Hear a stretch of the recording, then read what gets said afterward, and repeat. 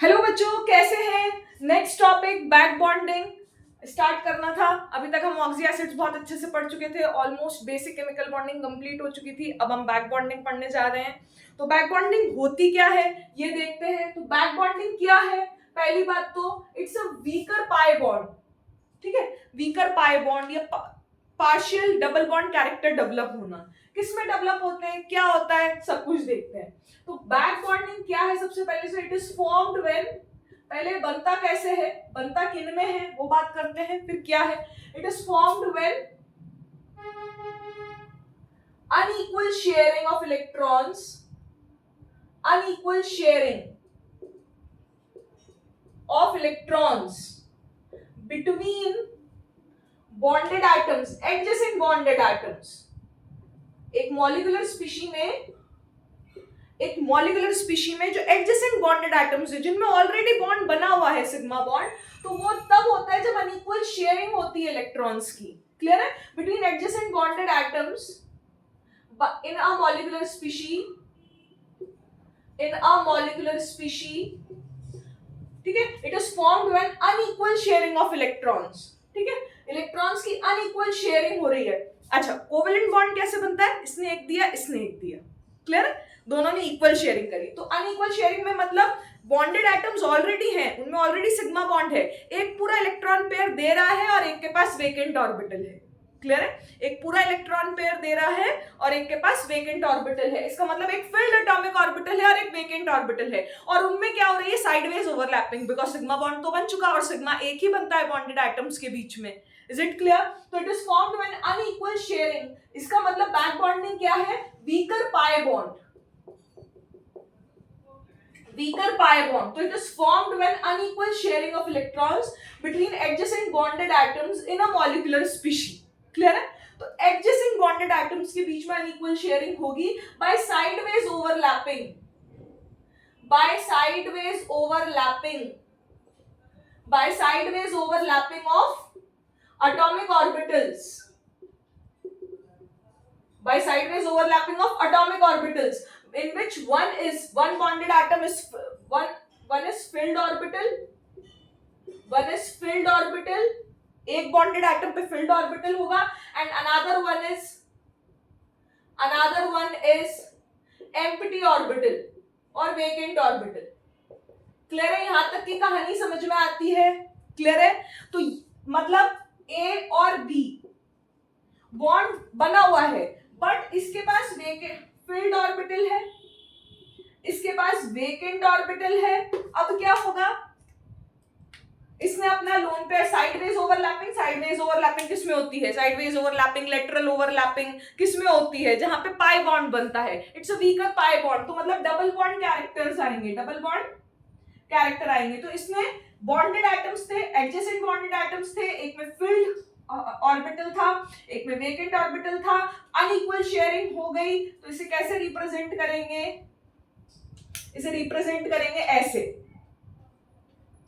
That is negative positive. Is it clear, double bond बन गया, एक पे नेगेटिव आएगा, एक पे पॉजिटिव आएगा। क्लियर है, समझ में आया, यहां तक की कहानी क्लियर है। इसे हम बैक बॉन्डिंग कहते हैं और वीकर पाई बॉन्ड कहते हैं। क्या यहां तक क्लियर है आपको, ठीक है। तो ये बैक बॉन्डिंग है, ये बैक बॉन्डिंग की डेफिनेशन है। तो basically it's what, it's an intramolecular Lewis acid Lewis base interaction, intramolecular Lewis acid Lewis base interaction. Intramolecular मतलब मॉलिक्यूल के अंदर हो रहा है, मॉलिक्यूल के अंदर मतलब ऑलरेडी बॉन्ड बना हुआ था, फिर आपने एक में लुईस एसिड, ये लुईस बेस बना, जो देता है, जो डोनर होता है वो लुईस बेस, जो लेता है वो लुईस एसिड, इंटरैक्शन है। क्लियर है, वीकर पाई बॉन्ड बनेगा डेफिनेटली, ठीक है। जिसने एक्स्ट्रा दिया ये डोनर था, जिसने एक्स्ट्रा दिया उस पर एक पॉजिटिव चार्ज, जिसने एक एक्स्ट्रा लिया उस पर नेगेटिव चार्ज। क्लियर है, यहां तक इसको रिप्रेजेंट ऐसे करेंगे, यहां तक की कहानी क्लियर होनी चाहिए। अब how back bond is different from coordinate bond मैंने शॉर्ट में भी बताया था, वापस से बता दी। तो बैक बॉन्ड तो ये है that it's an intramolecular Lewis acid Lewis base interaction. और कोऑर्डिनेट बॉन्ड क्या होता है, कोऑर्डिनेट बॉन्ड क्या होता है? Intermolecular Lewis acid Lewis base interaction. Clear है? ये intermolecular Lewis acid Lewis base interaction है। जैसे अमोनिया का हमने एग्जांपल देखा था, क्लियर है? एक BF3 का एग्जांपल देखा। BF3 में एक वेकेंट ऑर्बिटल है, NH3 में एक फिल्ड ऑर्बिटल है। क्या होगा? ये लोन पेयर यहां से यहां पुट हो जाएगा। Is it clear? समझ में आया? जब यहां से यहां पुट हुआ तो क्या होगा? This is intermolecular Lewis acid Lewis base interaction. तो यहां पे पहला बॉन्ड बना sigma bond and it is between the molecules, between this ammonia molecule and between this BF3 molecule. तो ये लुईस बेस हुआ अमोनिया और BF3 क्या हुआ? लुईस एसिड हुआ। क्लियर है? तो ये सिग्मा बॉन्ड ये बना, तो पहला बॉन्ड बनेगा कोऑर्डिनेट बॉन्ड, बोले कोऑर्डिनेट कोवेलेंट बॉन्ड बने, सिग्मा बॉन्ड बनेगा। Is it clear? It is intramolecular Lewis acid intermolecular Lewis acid base interaction. और back bond is intramolecular, it is formed within the molecule, within the molecule, and it is formed within the molecule and it is formed between the molecules. Coordinate bond. क्या यहां तक की कहानी समझ आती है आपको? ठीक है, तो ये आपका बैक बॉन्ड है, बैक बॉन्ड की बेसिक डेफिनेशन है। अब हम आगे बढ़ते हैं कि बैक बॉन्ड क्या है? Weaker pi bond formed when unequal sharing of electrons between adjacent bonded atoms by sideways overlapping of atomic orbital। एक filled होगा और another one empty होगा। क्लियर है? नेक्स्ट अगर हम बात करें इसी में,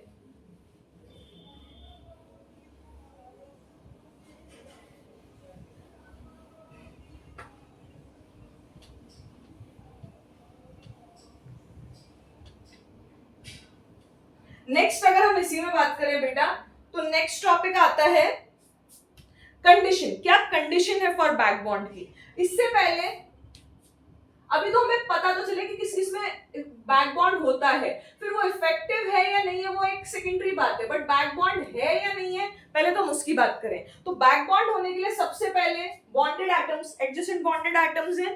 तो एडजेसेंट बॉन्डेड एटम्स जैसे BF3 बहुत कॉमन एग्जांपल है, BF3। यहाँ पे BF3 में फ्लोरीन पे क्या है? लोन पेयर, और इस पे क्या है? Vacant orbital. तो ये ऐसा बनेगा, ठीक है? तो ये 2p पाई 2p पाई। क्लियर है? तो मतलब इसमें फील्ड ऑर्बिटल था, इसमें वेकेंट ऑर्बिटल था, वो भी क्योंकि इसका हाइब्रिडाइजेशन sp2 है बोरोन का, 3 sigma bond 0 lone pairs, sp2 hybridisation है, एक p खाली है, तो एक p वेकेंट और इसमें p full field. Clear? 1:2:2p5, तो 2:2p5 में एक तो बॉन्ड बन गया, तो 2p में ही है लोन पेयर्स, तो ये 2p पाई इफेक्टिव ओवरलैपिंग हो गई। तो ये एक एग्जांपल है, ठीक है? साइडवेज ओवरलैपिंग हुई, एक के पास फील्ड था, एक के पास वेकेंट था, ठीक है? तो इफेक्टिव ये जो बॉन्डेड एटम्स है p और f, जो बॉन्डेड एटम्स है जो कि एडजेसेंट है, तो one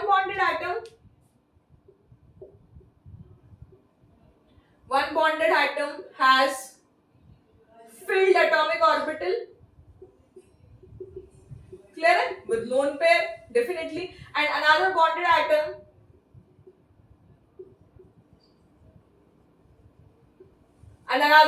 atom has vacant atomic orbital,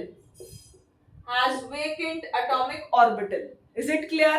समझ में आया? has vacant atomic orbital, और another bonded atom में vacant atomic orbital होना चाहिए, तभी होगा वन बॉन्डेड एटम। और वो बॉन्डेड एटम्स कैसे होने चाहिए? एडजेसेंट होने चाहिए। ऐसा नहीं कि सपोज टू बी बहुत सारे एटम्स हैं बॉन्डेड, तो फर्स्ट और लास्ट के बारे में बात कर रहे हैं। जैसे हम बात करेंगे सपोज टू बी इसकी बात कर रहे हैं, क्लियर है? तो आप ये नहीं बोलने चाहिए कि ये लोन पेयर, हम सिर्फ इन बॉन्डेड एटम्स की बात कर रहे हैं, यहाँ पे ये एडजेसेंट बॉन्डेड एटम्स है, ऐसे नहीं सल्फर के साथ आप बात करें। क्लियर है? Next, one bonded atom must belong to second period, ठीक है? वन बॉन्डेड एटम इफेक्टिव के लिए, ठीक है? One bonded atom must belong to second period and another bonded atom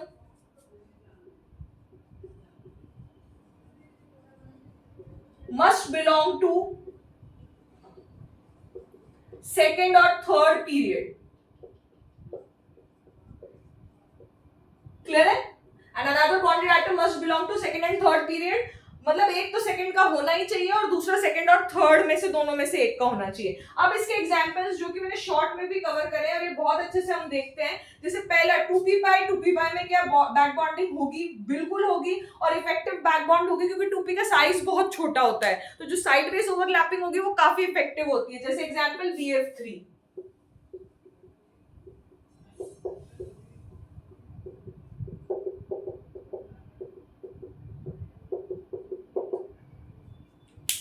clear है?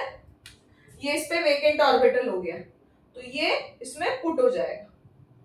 क्लियर? ये फिल्ड है, ये वेकेंट है, तो ये 2p/2p. एग्जांपल BF3 बहुत फेमस एग्जांपल है. नेक्स्ट की बात करें, ठीक है, BF3 मैंने ऊपर भी बना दिया है. देन नेक्स्ट की बात करें 3p/2p. 3p/2p, इसमें भी होगी. Example BCl3. देखिए BCl, Cl, Cl, इस पे वेकेंट ऑर्बिटल, ये पुट. डेफिनेटली 3p और 2p में जो साइडवेज ओवरलैपिंग होगी वो उतनी इफेक्टिव नहीं होगी जितनी 2p/2p में होगी, क्योंकि जितना साइज छोटा होगा. हमने केमिकल बॉन्डिंग में भी पढ़ा था कि N2 में ट्रिपल बॉन्ड बनते हैं, बट P2 में नॉर्मल स्टेट में, ऑर्डिनरी स्टेट में, मतलब रूम टेम्परेचर पे P2 एग्जिस्ट नहीं करता, क्योंकि 3p में ओवरलैपिंग इफेक्टिव नहीं है. तो वही रीजन है कि 3p 2p में होगी साइडवेज ओवरलैपिंग, बट वो इतनी इफेक्टिव नहीं होगी जितनी 2p/2p में होगी. Is it clear?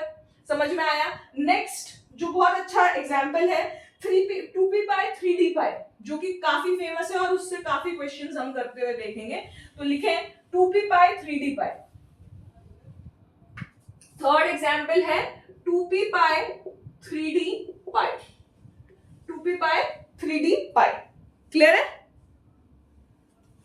ठीक है, इसमें आप देखेंगे 2p/3d में एक फेमस एग्जांपल हम पढ़ते हैं NCSiH3 होल थ्राइस. नाइट्रोजन के पास लोन पेयर दिख रहा होगा, ठीक है, 2s2 2p3. इसने क्या किया, इसकी शेप देखें क्या करता है बच्चा. जैसे NH3 है वैसे बनाएगा पहले तो, ठीक है. अगर उसको नॉलेज नहीं है, SiH3 लोन पेयर. क्लियर है? आप इसको कैसे डील करेंगे? ठीक है, लोन पेयर, ठीक है. अब इसका शेप पिरामिडल दिख रहा है, ट्राइगोनल पिरामिडल, बट इसका शेप पिरामिडल नहीं होता, क्योंकि जो सिलिकॉन का हाइब्रिडाइजेशन है वो sp3 होता है. ठीक है, sp3 होता है और इस सिलिकॉन की इलेक्ट्रोनेगेटिविटी नाइट्रोजन से भी कम होती है और हाइड्रोजन से भी कम होती है, तो इस पे पार्शियल पॉजिटिव चार्ज है. पहली बात, पार्शियल पॉजिटिव चार्ज है तो इसके डी ऑर्बिटल्स क्या करेंगे? कॉन्ट्रैक्ट करेंगे. डी ऑर्बिटल्स क्या करेंगे? कॉन्ट्रैक्ट करेंगे. पहली बात तो ये समझ में आया. अब ये लोन पेयर डेफिनेटली 2p में है, क्योंकि sp3 हाइब्रिडाइजेशन अगर आप मानते हो, हाँ sp3 मानते हो तब तो 2p एग्जिस्ट, 2p sp3 में है ये लोन पेयर. 1 2 3 4 पिरामिडल शेप है. तो लेकिन एक्चुअली क्या होता है, इनमें होती है स्टेरिक क्राउडिंग, और स्टेरिक क्राउडिंग होते हुए ये एक दूसरे से दूर भगेंगे. दूर भगते भगते इनकी शेप क्या हो जाएगी? पिरामिडल से, जो कि नॉन प्लेनर था, ये पहुंच जाएंगे प्लेनर स्टेट में. इस बोर्ड के प्लेन में तीनों SiH3 आ जाएंगे. पहले सब कुछ एक प्लेन में नहीं थे, चारों एटम्स, बट चारों मतलब ग्रुप्स, नाइट्रोजन, SiH3. अब ये चारों एक ही प्लेन में है, और ये जो लोन पेयर है इसका, ये पहुंच गया प्योर p ऑर्बिटल में. ये पहुंच गया प्योर p ऑर्बिटल में, और इसका हाइब्रिडाइजेशन क्या है? sp2. इसका हाइब्रिडाइजेशन क्या है? sp2 है. 1 2 3. क्लियर है? sp2 हाइब्रिडाइजेशन है. तो ये प्योर p ऑर्बिटल में पहुंचा कि नहीं पहुंचा?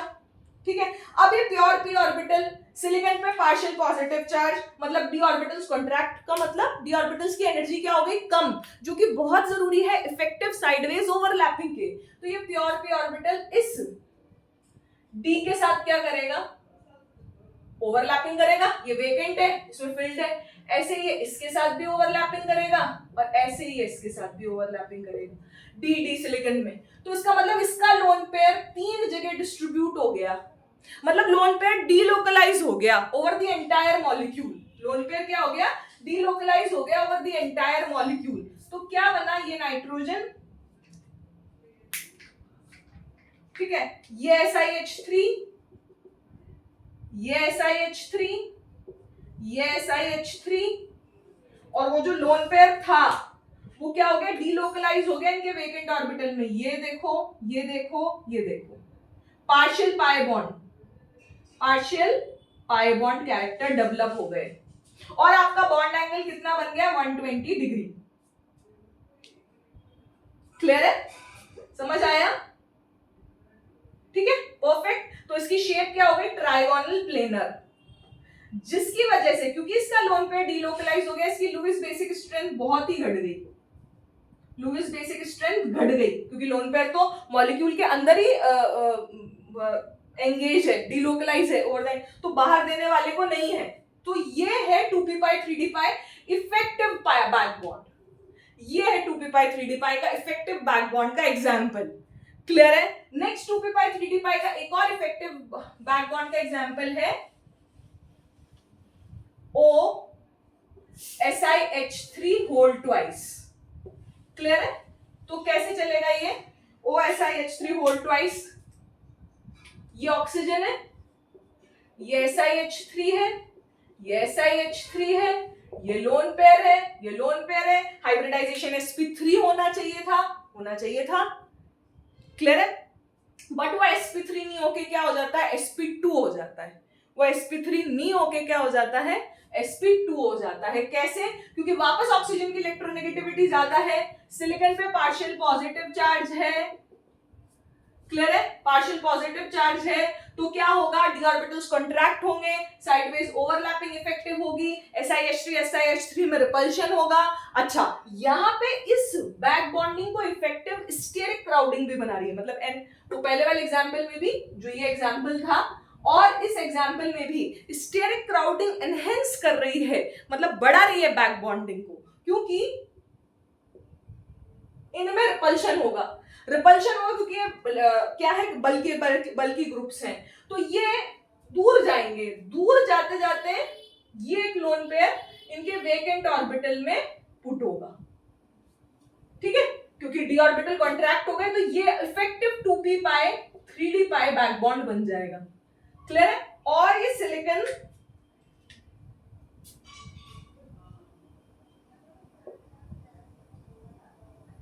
ये, ठीक है, तो ये कुछ बनेगा ऐसे।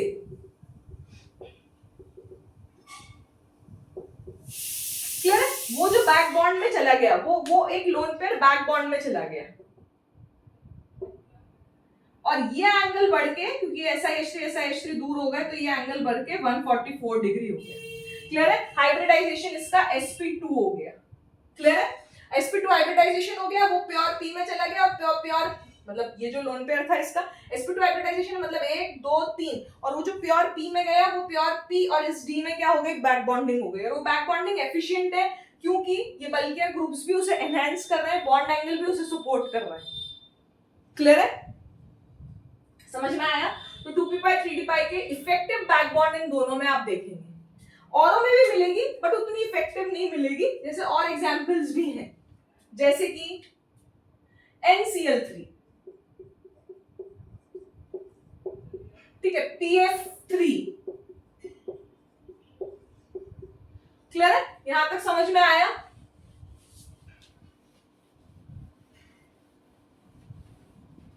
क्लियर है? तो NCl3,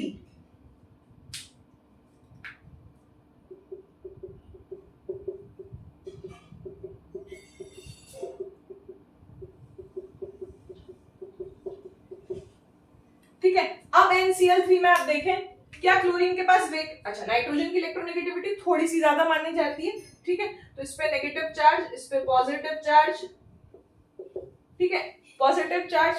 क्लियर है? अब इस क्लोरीन पे पॉजिटिव चार्ज आया तो डेफिनेटली इसके डी ऑर्बिटल्स थोड़े से कॉन्ट्रैक्ट होंगे, ठीक है, ज्यादा डिफरेंस नहीं होता नाइट्रोजन और क्लोरीन की इलेक्ट्रोनेगेटिविटी में, तो कॉन्ट्रैक्ट होंगे, तो ये लोन पेयर क्या हो जाएगा? डीलोकलाइज हो जाएगा,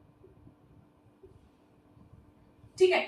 बट ये जो बैक बॉन्डिंग है, ये जो बैक बॉन्डिंग है 2p पाई 3d पाई में, इसके पास d है, वो बहुत ही वीक बैक बॉन्ड है, वीक बैक बॉन्ड है। यहां पे जो थी वहां स्ट्रॉन्ग बैक बॉन्ड थी, और इतनी स्ट्रॉन्ग थी कि वो लोन पेयर फुल्ली यूटिलाइज हुआ, जिसकी वजह से इसका हाइब्रिडाइजेशन sp2 हो गया और इसका भी हाइब्रिडाइजेशन sp2 हो गया, sp3 नहीं रहा, क्योंकि लोन पेयर इन्वॉल्व हो गया, फुल्ली डिलोकलाइज हो गया। लेकिन यहाँ लोन पेयर डिलोकलाइज नहीं होगा फुल्ली, क्योंकि इसके पास भी लोन पेयर है और इसके पास भी लोन पेयर है।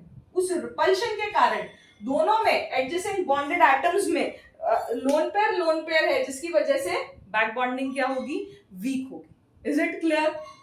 अच्छा, एक और बात, इसके जो ये इलेक्ट्रॉन्स हैं, इसके जो ये इलेक्ट्रॉन्स हैं p में, ये अपने ही d ऑर्बिटल्स में 3d में, ठीक है, 3d में क्या होंगे, डीलोकलाइज होंगे। इसके ये जो लोन पेयर्स हैं डीलोकलाइज होंगे, तो d में ही तो ये बैक बॉन्डिंग के इलेक्ट्रॉन्स आएंगे, वो उतने अच्छे से नहीं आ पाएंगे, क्योंकि ऑलरेडी d में ये वाले इलेक्ट्रॉन पेयर्स हैं। क्लियर है? तो इफेक्टिव बैक बॉन्ड यहाँ पे देखने को नहीं मिलेगी, यहाँ बहुत वीक बैक बॉन्ड देखने को मिलेगी। Is it clear? ठीक है। अब इसमें एक और केस बोल सकते हैं, क्या हो रहा है यहाँ पे, नाइट्रोजन ने लोन पेयर दिया और वापस ले लिया, क्योंकि नाइट्रोजन की इलेक्ट्रोनेगेटिविटी क्लोरीन से ज्यादा थी। तो यहाँ पे इन दोनों केसेस में क्या हो रहा है, acceptor atom has full octet, octet complete है क्लोरीन के 8 इलेक्ट्रॉन्स हैं, तो एक्सेप्टर एटम में फुल ऑक्टेट है, पहली बात तो। एंड एक्सेप्टर एटम में हैज वन और मोर लोन पेयर्स, ठीक है, लोन पेयर भी है और इनका ऑक्टेट भी कंप्लीट है। क्लियर है? लोन पेयर भी है और ऑक्टेट भी कंप्लीट है। क्या यहां तक की कहानी समझ में आती है? कोई दिक्कत यहाँ पे? तो 2p पाई 3d पाई वीक बैक बॉन्ड है, ठीक है। अब इलेक्ट्रोनेगेटिविटी अगर एक्सेप्टर एटम की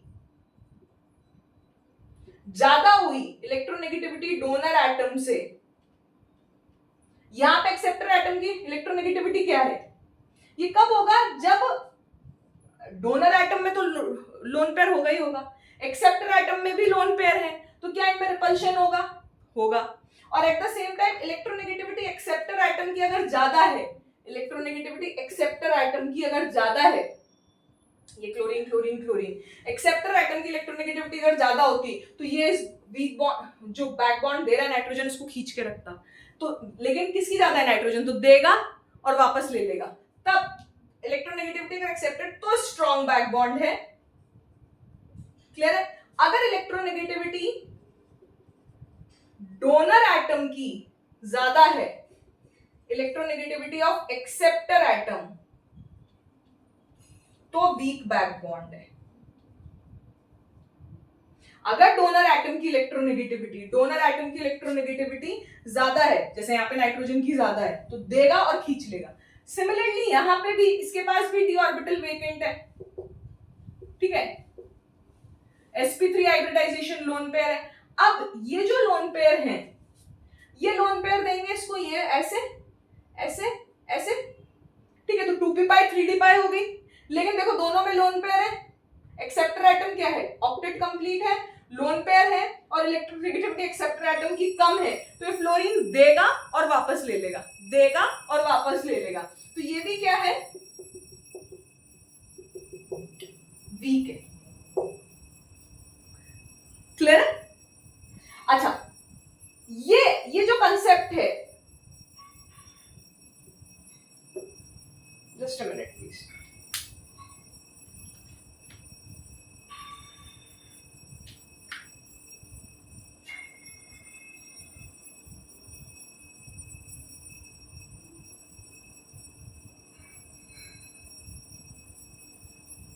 ठीक है, यहां तक क्लियर है?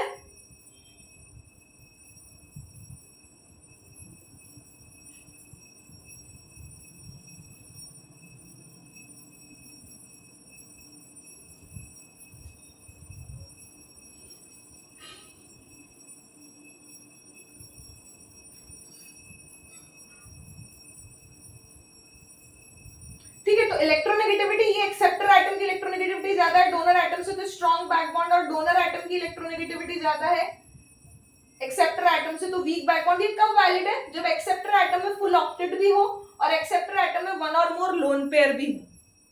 क्लियर है? क्लियर है? Just a minute.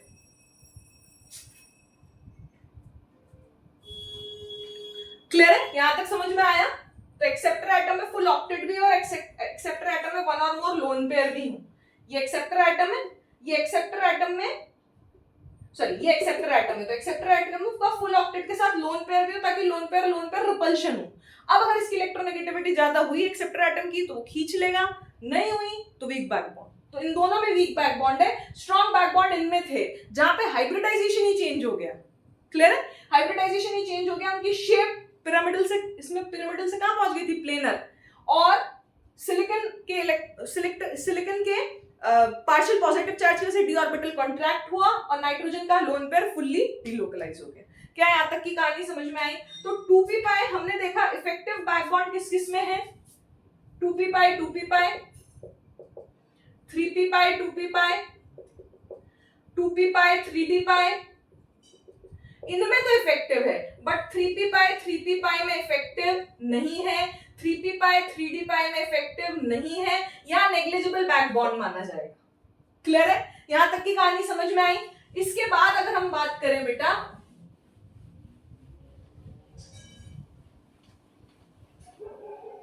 ठीक है, 4-5 एग्जांपल्स करते हैं और फिर नेक्स्ट लेक्चर 2 में डिवाइड करते हैं इस बैक बॉन्डिंग को। 4-5 एग्जांपल्स करते हैं, बहुत शानदार शानदार। देखिए सबसे पहले OSiH3 होल ट्वाइस और OCl2, कंपेयर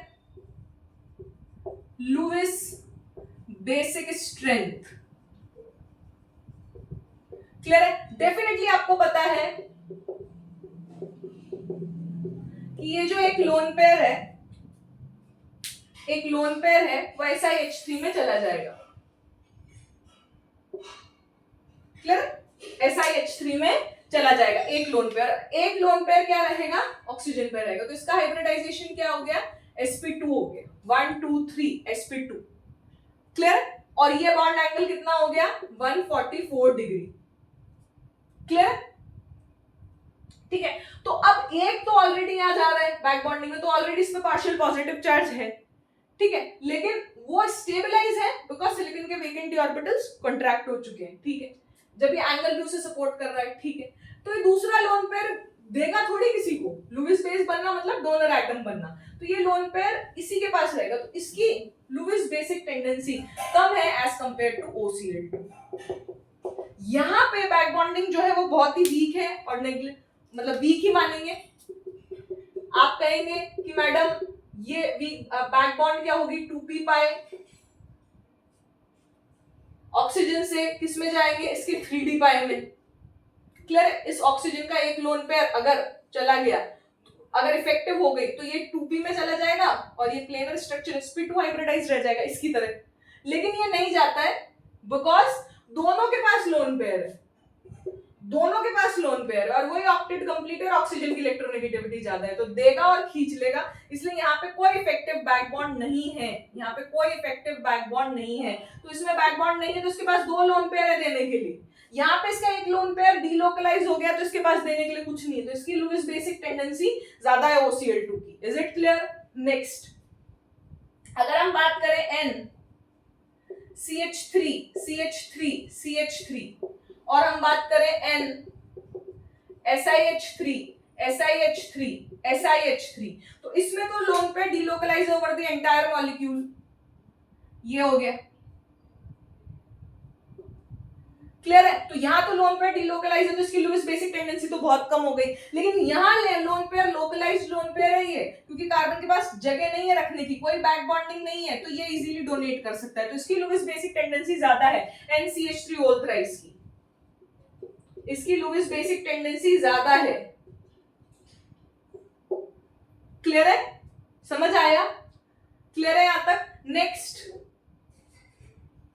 अच्छा इसमें एक एक्सेप्शन है वो भी डिस्कस कर लेते हैं यहां पे। Nitrogen GeH3 whole thrice, nitrogen GeH3 whole thrice, इसमें क्या हो रहा है, जो बॉन्डिंग होगी वो 2p पाई से कहे शिव जी 2p 3d में जाएगा, यहाँ पे किस में जाएगा 4d में, क्योंकि यहाँ पे तो बैक बॉन्डिंग हो ही नहीं, यहाँ 3d में जाएगा या 4d में जाएगा, तो ये बैक बॉन्डिंग इफेक्टिव नहीं है। लेकिन ये ओनली एक्सेप्शन है, यहाँ पे बैक बॉन्डिंग देखी गई है और इफेक्टिव बैक बॉन्ड देखी गई है। इफेक्टिव बैक बॉन्ड की वजह से इसका हाइब्रिडाइजेशन क्या हो गया, चेंज हो गया।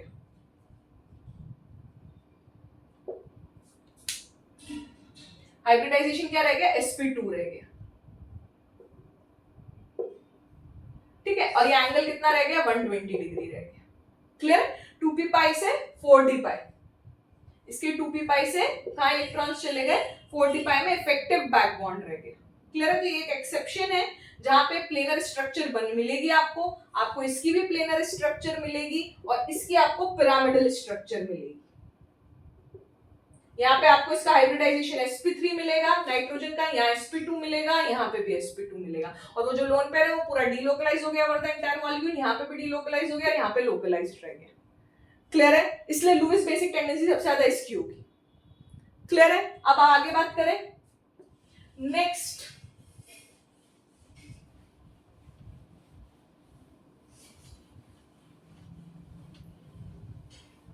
ठीक है। नेक्स्ट अगर हम बात करें PH3, या इसको अभी नेक्स्ट क्लास में लेते हैं, ठीक है। अभी हम बेसिक ये CH3NCS वो एक साथ लेंगे, CH3NCS और SiH3NCS अगर हम बात करें तो ये कुछ ऐसा बनेगा। क्लियर है, सॉरी। अब इसमें आप देखेंगे कि ये जो लोन पेयर है और ये जो लोन पेयर है, ये लोन पेयर यहाँ डीलोकलाइज नहीं हो सकता क्योंकि कार्बन के पास वेकेंट ऑर्बिटल ही नहीं है। नाइट्रोजन की इलेक्ट्रोनेगेटिविटी ज्यादा है सिलिकॉन से, सिलिकॉन की, और हाइड्रोजन में भी हाइड्रोजन की ज्यादा है, तो यहाँ पे पार्शियल पॉजिटिव चार्ज आया। पार्शियल पॉजिटिव चार्ज आते ही ये 2p pi 3d pi effective back bond बन गया, ये बन गया, और जिसकी वजह से इसका शेप क्या आ गया, लीनियर।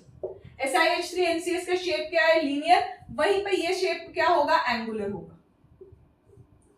Clear, clear. यहाँ पे इसका हाइब्रिडाइजेशन sp2 है, यहाँ पे इसका हाइब्रिडाइजेशन sp है इस नाइट्रोजन का।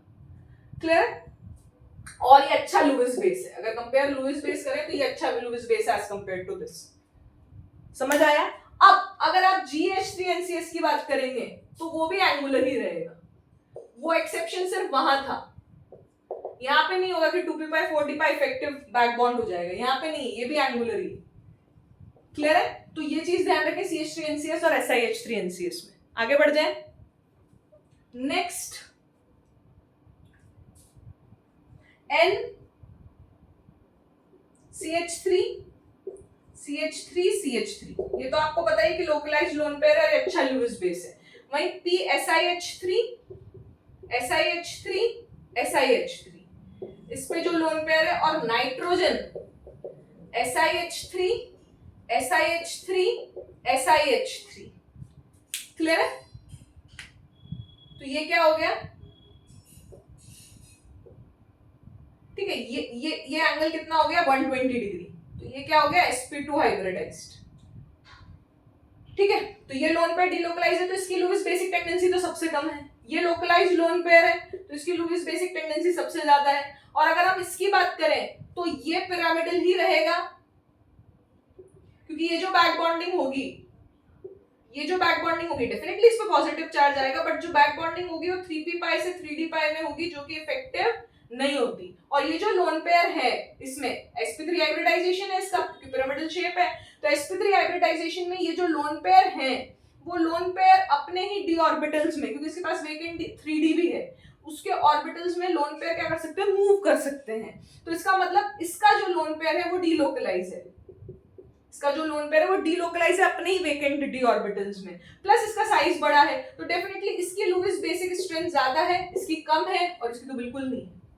इसकी तो बिल्कुल मतलब कम है, डेफिनेटली कम है। क्लियर है? तो ये हो गया PSiH3 होल थ्राइस।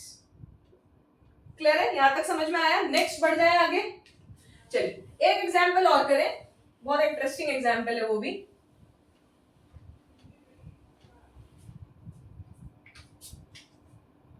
CHCl3 अच्छा एसिड कौन सा है? Which is stronger acid, which is stronger acid? H plus गया तो ये क्या बना? CCl3 माइनस, H प्लस गया तो CF3 माइनस। ये कॉन्जुगेट बेस, ये कॉन्जुगेट बेस, कौन सा कॉन्जुगेट बेस ज्यादा स्टेबल है, ये हमें बात करनी है। तो ये क्या होगा? CCl3 माइनस और ये हुआ CF3 माइनस। ठीक है, अब the most important thing, chlorine पे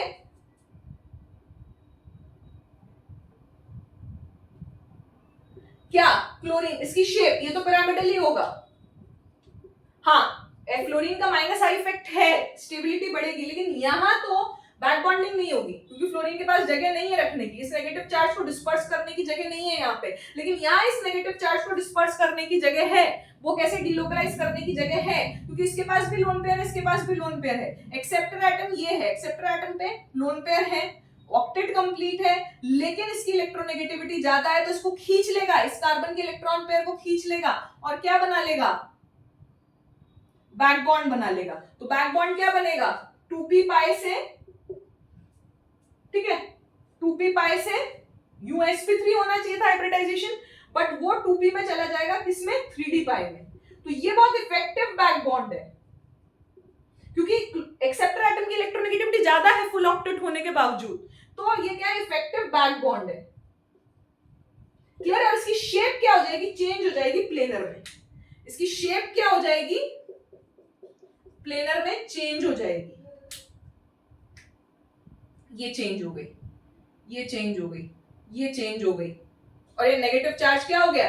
डिस्पर्स हो गया। नेगेटिव चार्ज मतलब ये लोन पेयर क्या हो गया? डिस्पर्स हो गया, जिसकी वजह से इसकी शेप क्या हो गई? प्लेनर, और कॉन्जुगेट बेस जो नेगेटिव चार्ज था वो स्टेबल हो गया। तो CHCl3 is a stronger acid than CHF3 because एक तो क्लोरीन का minus I effect plus stronger back bond. यहां इफेक्टिव बैक बॉन्ड नहीं, यहां पे सिर्फ माइनस आई इफेक्ट है, लेकिन यहां पे स्ट्रॉन्गर बैक बॉन्ड भी है। क्लियर है? समझ आया? नेक्स्ट एक और एग्जांपल देखें, सिंगलेट कार्बीन की बात करते हैं। आई थिंक वीडियो बहुत लंबी हो जाएगी, बट ठीक है, सिंगलेट कार्बीन की बात करते हैं।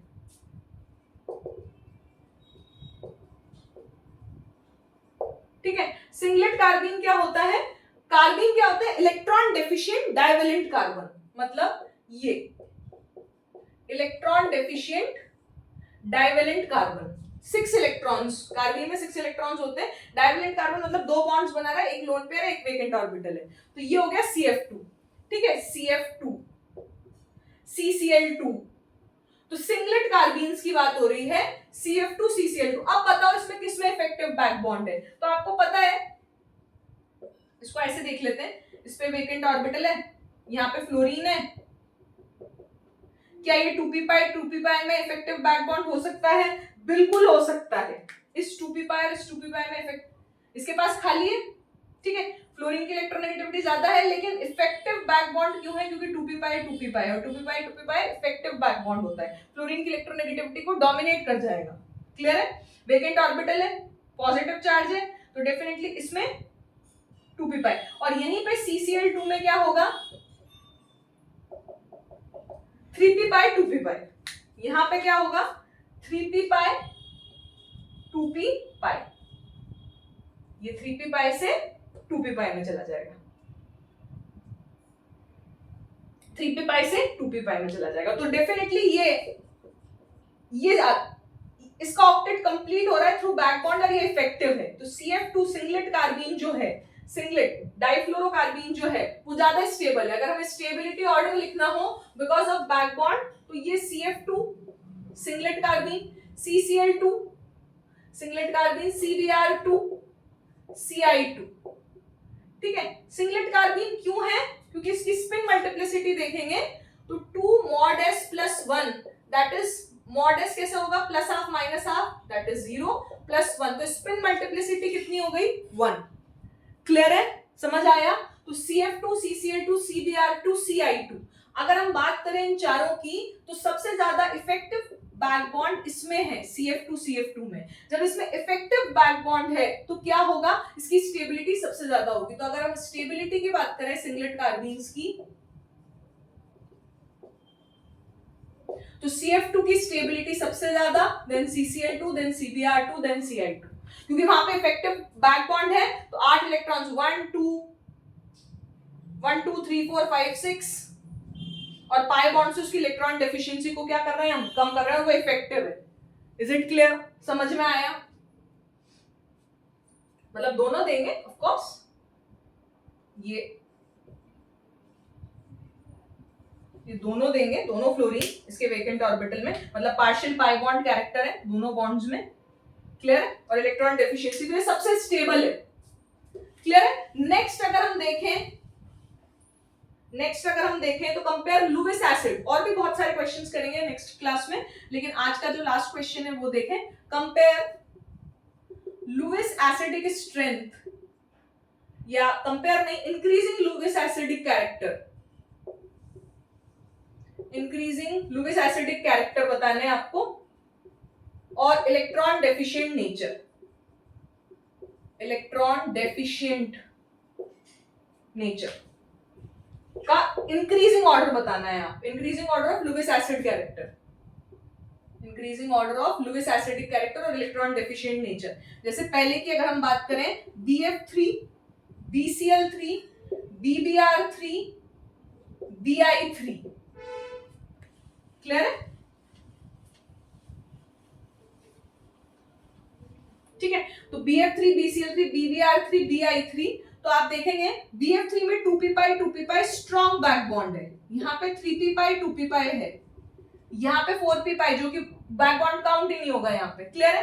अब अगर आप इंडक्टिव इफेक्ट को देखते हैं कि फ्लोरीन की इलेक्ट्रोनेगेटिविटी बहुत ज्यादा है, फ्लोरीन की इलेक्ट्रोनेगेटिविटी क्या है, बहुत ज्यादा है। अगर आप उस चीज को देखते हैं,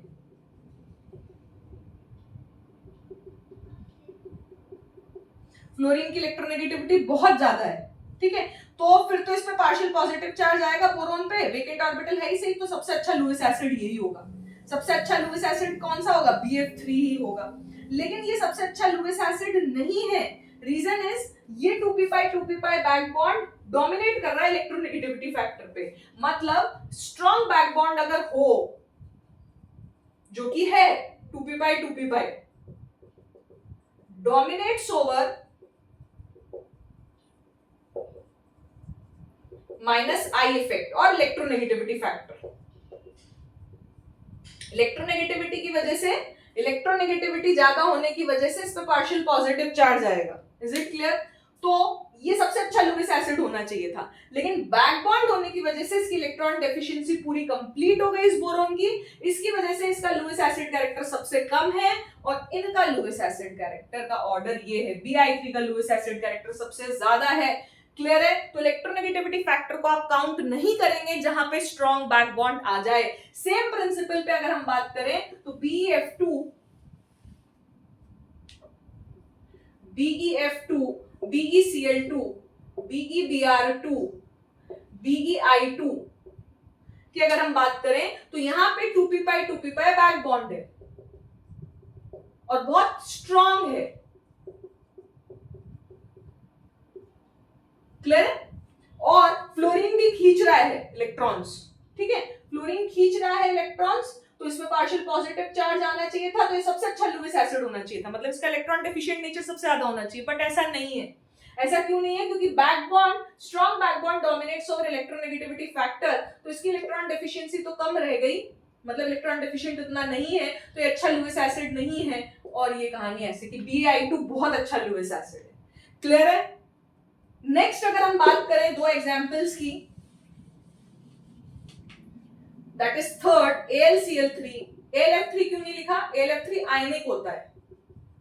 क्लियर है। AlF3 आयनिक है, तो इसकी हम बात नहीं करेंगे। क्लियर है। अब अगर हम इसमें देखें तो इसमें जो बैक बॉन्ड बनेगा वो वेकेंट ऑर्बिटल इसमें है, sp2 हाइब्रिडाइजेशन है, तो P वेकेंट है और ये क्या है 3p ओवरलैपिंग, जिसको हमें नेग्लिजिबल मानना है, बैक बॉन्ड है ही नहीं। बैक बॉन्ड नहीं है तो सिर्फ आप इंडक्टिव इफेक्ट देखेंगे। इंडक्टिव इफेक्ट मतलब इलेक्ट्रोनेगेटिविटी फैक्टर देखेंगे कि क्लोरीन सबसे ज्यादा खींचेगा, तो ब्रोमीन, क्लोरीन और आयोडीन में सबसे ज्यादा क्लोरीन खींचेगा, तो पार्शियल पॉजिटिव चार्ज है कि नहीं है एल्यूमिनियम पे, सबसे ज्यादा है। जब पार्शियल पॉजिटिव चार्ज सबसे ज्यादा है तो क्या होगा, पार्शियल पॉजिटिव, तो इसकी इलेक्ट्रॉन डेफिशिएंसी सबसे ज्यादा है, तो सबसे अच्छा लुईस एसिड है इन तीनों में। क्लियर है? किसको देखना है, इलेक्ट्रोनेगेटिविटी फैक्टर, क्योंकि बैक बॉन्ड तो है ही नहीं। क्लियर है? एक चौथा बहुत अच्छा एग्जांपल है SiF4, SiBr4, SiI4। अगर हम इसकी बात करते हैं तो यहां पे भी बैक बॉन्ड है,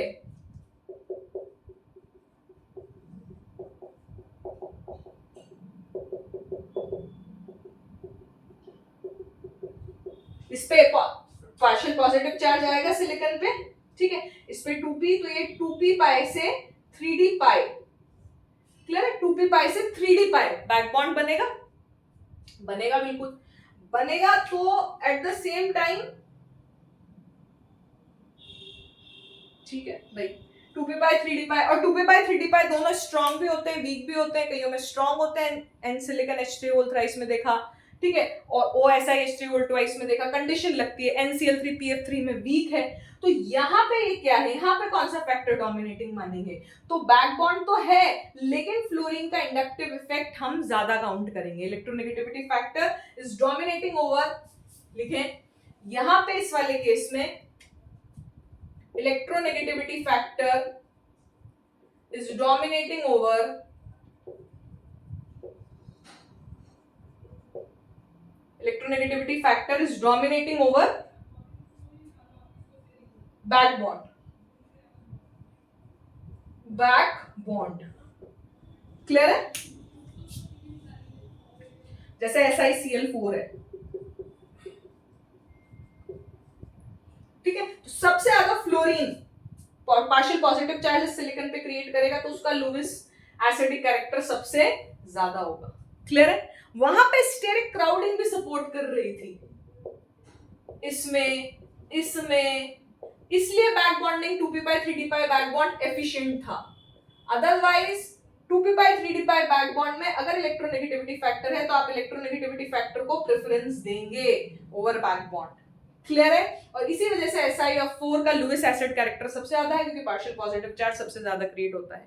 that's it for today lecture. एक और लेक्चर लेंगे बैक बॉन्डिंग पे, उसमें अपन और बहुत सारी बातें करेंगे नेक्स्ट लेक्चर में। Thank you so much.